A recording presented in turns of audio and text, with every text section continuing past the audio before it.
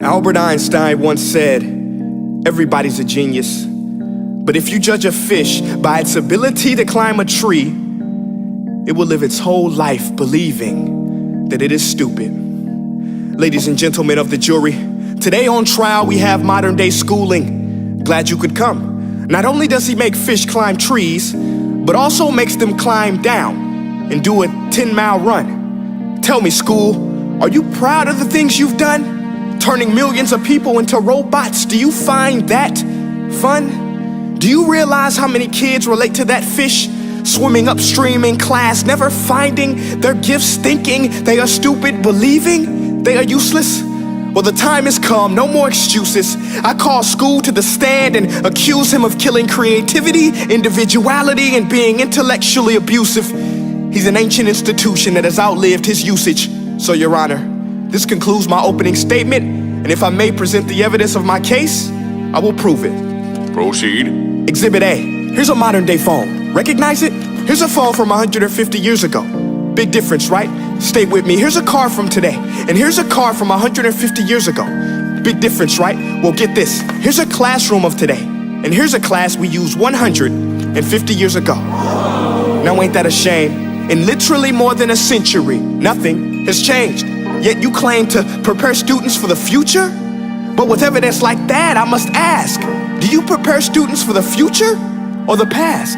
I did a background check on you and let the record show that you were made to train people to work in factories, which explains why you put students in straight rows, nice and neat, tell them sit still, raise your hand if you want to speak, give them a short break to eat, and for 8 hours a day, tell them what to think. Oh, and make them compete to get an A letter which determines product quality, hence grade A of meat. I get it. Back then, times were different. We all have a past. I myself am no Gandhi. But today, we don't need to make robot zombies. The world has progressed. And now we need people who think creatively, innovatively, critically, independently, with the ability to connect. See, every scientist will tell you that no two brains are the same. And every parent with 2 or more children will confirm that claim. So please explain why you treat students like cookie cutter frames or snapback hats, giving them this one-size-fits-all crap. Watch your language. Sorry, Your Honor, but if a doctor prescribed the exact same medicine to all of his patients, the results will be tragic. So many people would get sick, yet when it comes to school, this is exactly what happens. This educational malpractice, where one teacher stands in front of 20 kids, each one having different strengths, different needs, different gifts, different dreams, and you teach the same thing the same way? That's horrific. Ladies and gentlemen, the defendant should not be acquitted. This may be one of the worst criminal offenses ever to be committed. And let's mention the way you treat your employees. Objection. Overruled. I want to hear this. It's a shame. I mean, teachers have the most important job on the planet, yet they're underpaid? No wonder so many students are short-changed. Let's be honest, teachers should earn just as much as doctors, because a doctor can do heart surgery and save the life of a kid, but a great teacher can reach the heart of that kid and allow him to truly live. See, teachers are heroes that often get blamed, but they're not the problem. They work in a system without many options or rights. Curriculums are created by policymakers, most of which have never taught a day in their life. Just obsessed with standardized tests. They think bubbling in a multiple choice question will determine success. That's outlandish. In fact, these tests are too crude to be used and should be abandoned, but don't take my word for it.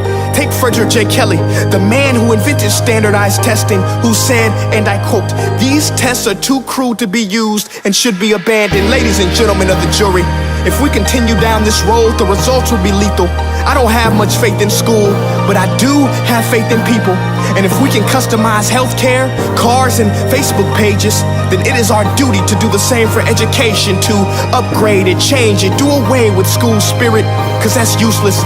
Unless we're working to bring the spirit out of each and every student, that should be our task. No more Common Core. Instead, let's reach the core of every heart in every class. Sure, math is important, but no more than art or dance. Let's give every gift an equal chance. I know this sounds like a dream, but countries like Finland are doing impressive things. They have shorter school days, teachers make a decent wage, homework is non-existent, and they focus on collaboration instead of competition. But here's the kicker, boys and girls. Their educational system outperforms every other country in the world. Other places like Singapore are succeeding rapidly. Schools like Montessori, programs like Khan Academy, there is no single solution.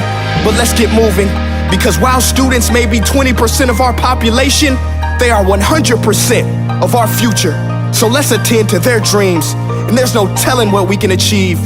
This is a world in which I believe, a world where fish are no longer forced to climb trees. I rest my case.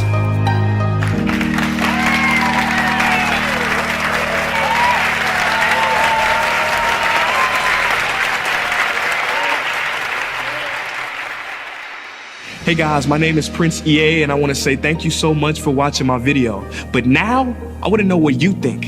How can we together create a more efficient, effective, and just better future of learning? I want you to visit nestday.com/preorderthefuture and share your thoughts and ideas on the topic. Peace.